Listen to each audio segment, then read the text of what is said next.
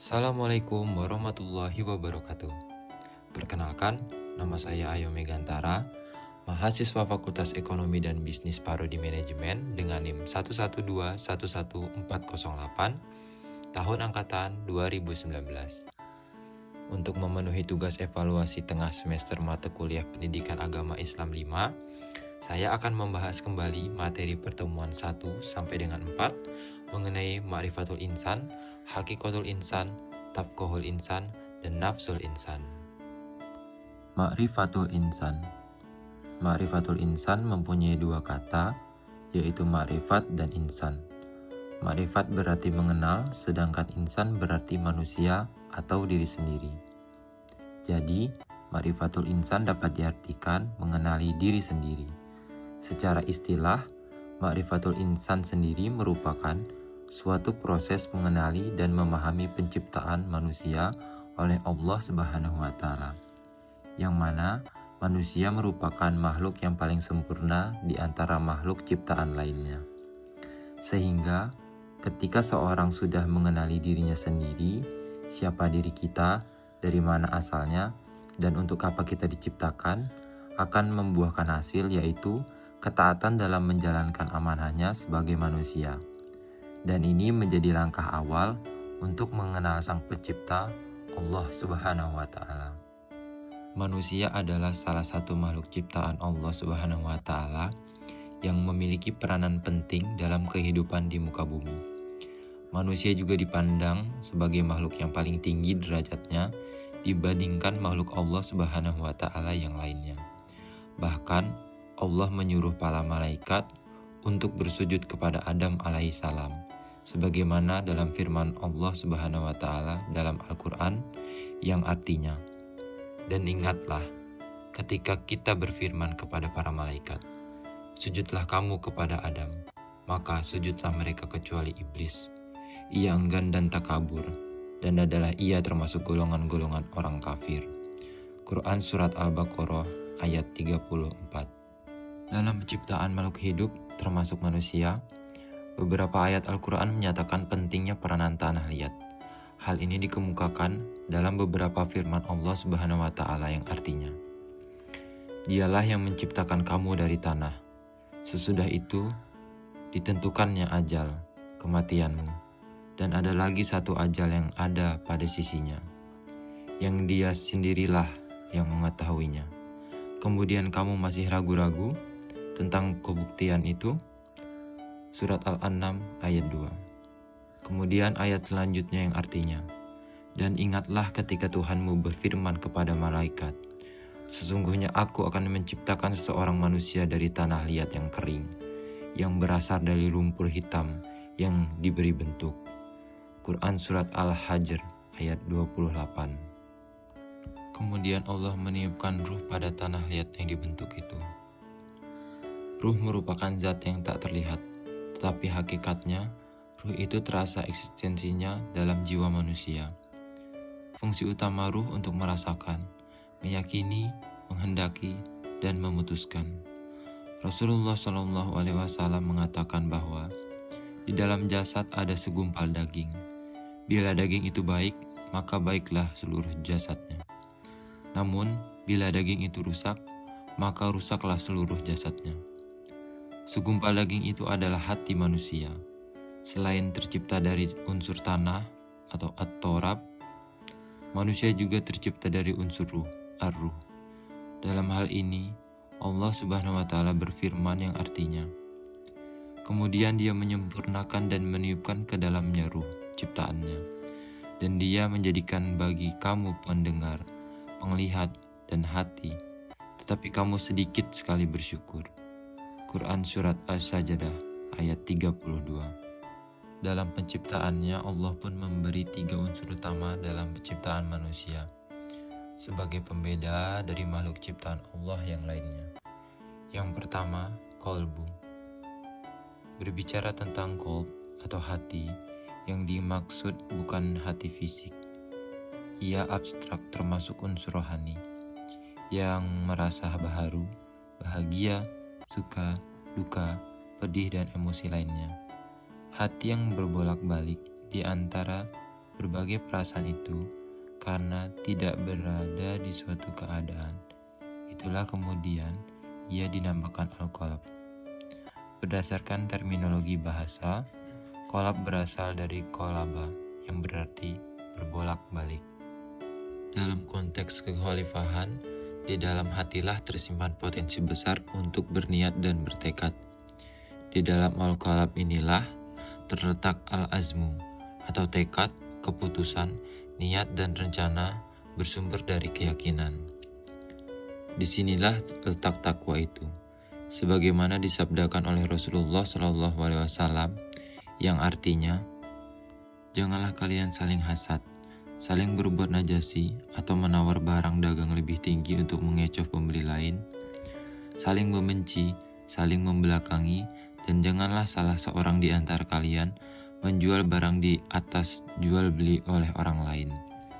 Dan jadilah hamba-hamba Allah yang bersaudara. Seorang muslim adalah saudara bagi muslim yang lain. Ia tidak boleh menzoliminya, menelantarkannya, atau tidak peduli padanya, berdusta kepadanya, meremehkannya.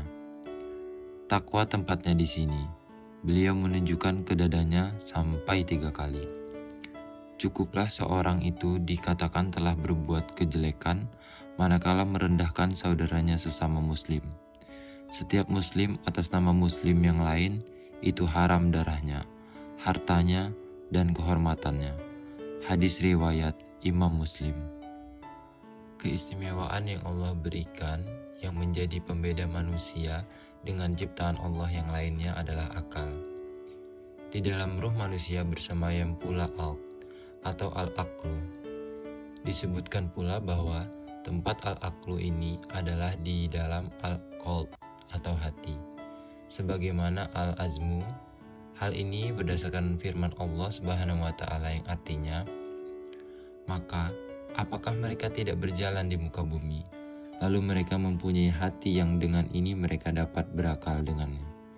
Quran Surah Al-Hajj ayat 22. Akal termasuk karunia Allah yang terbesar bagi manusia, karena dengan akal inilah kemudian ia menjadi makhluk yang paling istimewa. Dengan akal ini, manusia dapat memahami berbagai hal yang Allah ajarkan kepadanya. Kemudian keistimewaan yang lainnya adalah jasad yang sempurna. Jasad sangat mudah dikenali karena ia dapat kita lihat dan kita raba.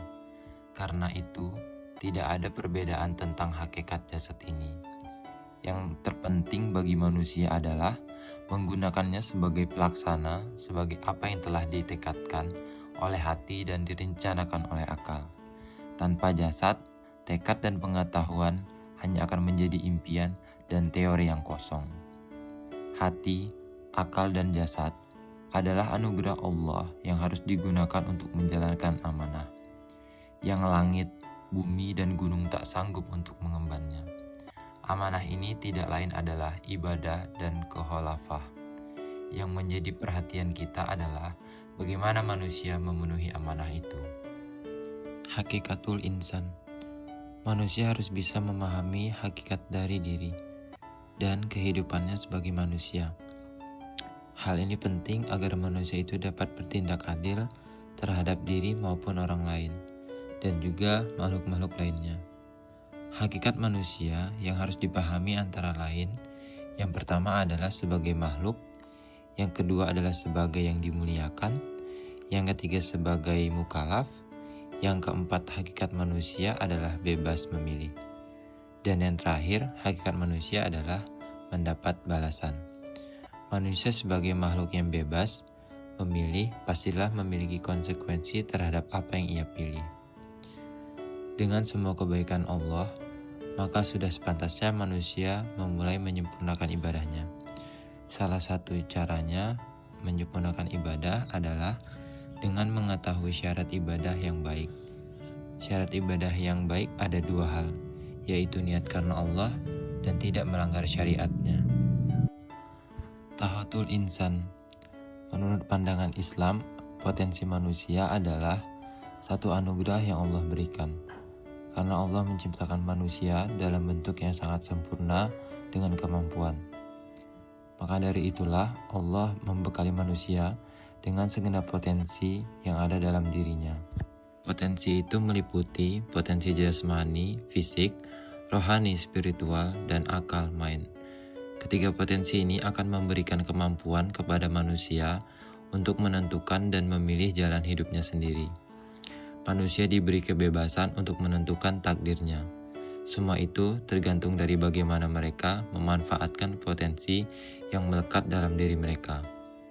Allah Subhanahu wa Ta'ala berfirman yang artinya, "Sesungguhnya kami telah menciptakan manusia dalam bentuk yang sebaik-baiknya." Quran Surat At-Tin ayat 95. Allah Subhanahu wa Ta'ala menganugerahkan telinga kepada manusia yang dengannya ia dapat mendengarkan ajaran-ajaran agama Allah yang disampaikan kepadanya melalui Rasul-Rasul Allah. Dianugerahinya pula manusia mata yang dengannya ia dapat melihat, memandang, dan memperhatikan kejadian alam semesta ini. Diberinya manusia hati, akal, dan pikiran untuk memikirkan, merenungkan, menimbangkan, dan membedakan mana yang baik bagimu dan mana yang tidak baik, mana yang bermanfaat dan mana pula yang tidak bermanfaat bagimu. Nafsul insan. Sebagai seorang manusia, kita sudah sepantasnya memahami apa itu arti nafsu atau jiwa. Di dalam diri kita itu terdapat nafsu, yang mana nafsu tersebut tergolong ke dalam 3 nafsu, yaitu nafsu mutmainah, nafsu lawamah, dan nafsu amarah. Dengan adanya nafsu tersebut, seorang manusia bisa menjadi mulia dan hina, tergantung bagaimana cara dia mengendalikan nafsunya. Dari beberapa definisi yang sudah disampaikan, dapat disimpulkan bahwa nafs atau jiwa dalam pandangan Islam adalah diri manusia itu sendiri, nyawa atau ruh, yang menyebabkan adanya kehidupan. Sifat yang mendorong manusia untuk melakukan sesuatu perbuatan dan perasaan pada diri manusia. Allah Subhanahu wa Ta'ala berfirman yang artinya, "Demi jiwa serta penyempurna ciptaannya, maka Dia, Allah, mengilhamkan kepadanya jalan, kejahatan, dan ketakwaan. Sungguh beruntung orang yang menyucikannya, jiwa itu, dan sungguh rugi orang yang mengotorinya." Quran Surat Asy-Syam ayat 91. Allah Subhanahu wa Ta'ala telah melakukan penyempurnaan penciptaan jiwa manusia. Diilhamkan kepadanya jalan kefasikan dan jalan ketakwaan. Sangat beruntunglah orang-orang yang dapat menyucikan jiwanya dan memupuknya sehingga dapat mencapai kesempurnaan. Akal dan perbuatan yang membuahkan kebaikan untuk dirinya dan orang lain. Dan sebaliknya, orang yang tidak beruntung ialah orang yang merugikan dan menjatuhkan dirinya ke dalam lubang jurang kebinasaan, disebabkan melakukan perbuatan maksiat dan menjauhkan amal kebaikan dan akan mendapatkan siksaan di akhirat nanti. Satu hal yang wajib kita imani bahwa Allah Subhanahu wa Ta'ala tidaklah melakukan suatu perbuatan yang sia-sia atau sekedar main-main saja tanpa maksud dan tujuan tertentu. Akan tetapi perbuatan Allah Subhanahu wa Ta'ala itu dilandasi oleh hikmah yang bisa jadi kita ketahui atau tidak kita ketahui. Demikian pula dalam penciptaan manusia juga memiliki hikmah. Allah Subhanahu wa Ta'ala memiliki hikmah tertentu dalam penciptaan manusia. Sebagian manusia bisa merealisasikan hikmah penciptaan tersebut dan sebagian lagi tidak bisa merealisasikannya, baik karena kebodohannya dan karena kedurhakaannya. Demikian pemaparan yang dapat saya sampaikan. Mohon maaf atas segala kekurangan yang masih saya miliki, karena sesungguhnya kesempurnaan hanya milik Allah Subhanahu wa Ta'ala. Terima kasih.